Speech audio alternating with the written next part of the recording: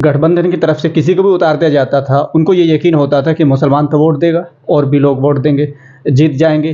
क्या आपको लगता है कि इसी बेस पे इस बार फिर से जिसको प्रत्याशी बनाया गया है वो चर्चित चेहरा तो नहीं है, बहुत सारे लोगों से हमने बात की है तो वो कह रहे हैं कि हम जानते नहीं हैं। तो क्या हर चुनाव की तरह इस बार भी उन्होंने अपने प्रत्याशी उतारा है कि वोट तो अपने को मिलना ही है मुसलमानों का, तो आप कैसे देख रहे हैं? क्या इसलिए उतारा गया कि वोट तो मुसलमानों को मिलता ही है?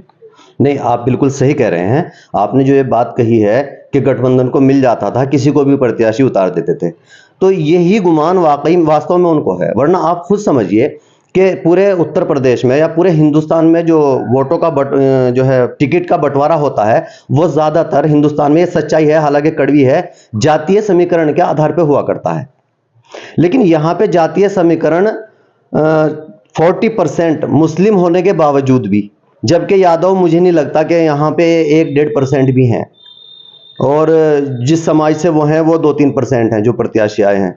तो इसलिए मुझे नहीं लगता कि क्यों उतारा। वो इसीलिए उतारा कि अखिलेश यादव मुसलमानों के वोट को अपनी बपौती समझते हैं और ये समझते हैं कि इन्हें जो है सिर्फ भाजपा को हराने के लिए वोट करना है, और ये गठबंधन को छोड़कर, तुम्हारे गठबंधन को छोड़कर ये कहीं नहीं जाएंगे। और अफसोस तो तब हुआ, आपको एक बात याद दिलाना चाहता हूँ, आप मुझसे ज़्यादा जानते हैं, कि अभी एक लेडी पत्रकार ने ये पूछ लिया, जो समाजवादी पार्टी के लोग प्रचार किया करते थे कि MY कॉम्बिनेशन चलेगा, यानी मुस्लिम यादव कॉम्बिनेशन चलेगा, वो ऐसा प्रेजेंट किया करते थे। लेकिन जब महिला पत्रकार ने उसको पूछा तो माननीय अखिलेश यादव जी का ये उत्तर था कि MY तो एक्चुअली महिला और यूथ था।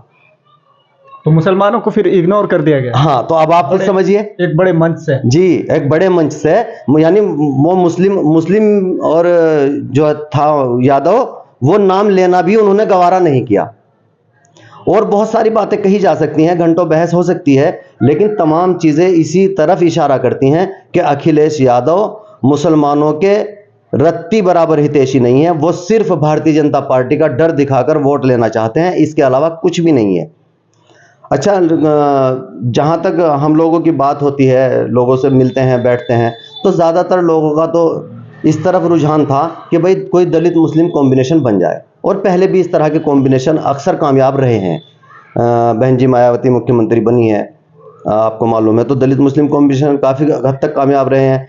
लेकिन बहन जी का कुछ मामला समझ में नहीं आ रहा है, वो अकेला लड़ने की, खैर उनकी अपनी पार्टी है, भाई देखो, उनका अधिकार है फैसला लेने का। लेकिन सब लोगों को यहाँ ज़्यादातर ये आस थी, दलितों को भी मुस्लिमों को भी, कि बहन जी और ओवैसी का शायद कोई गठबंधन हो जाए, और उस पैमाने पर अगर चुनाव लड़ा जाता तो इंडिया और NDA तो धूल में डल के चले जाते। जिस तरह का यहाँ माहौल था, जिस तरह से मुसलमानों को इग्नोर किया है अखिलेश यादव ने।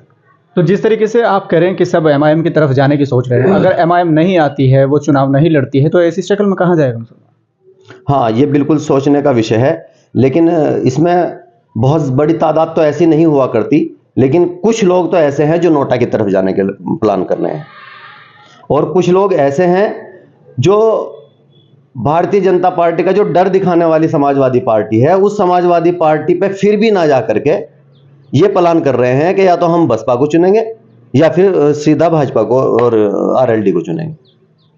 लेकिन RLD को चुनने में समस्या ये आ रही है कि जो वो चवन्नी वाला मसला है वो बहुत टाइट पड़ रहा है, क्योंकि वो लोगों को फील हो रहा है बहुत।